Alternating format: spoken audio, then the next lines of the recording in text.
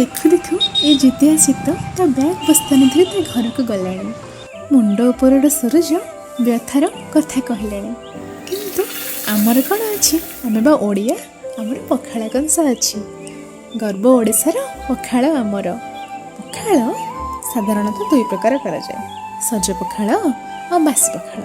किंतु जदि उभय दही टिके पड़ जाए ना तेरे पूरा मजा आसी जाए।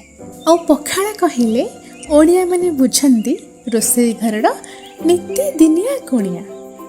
कंसारे बढ़ा हुए आलू पोड़ा पाग, टमाटो पोड़ा, साग भजा, बड़ी चूरा और बाड़ी परिबा भजा, पूरा मजा आसी जाए ना। तापर जो निदटा हुए से पखाल ही दायी रखू।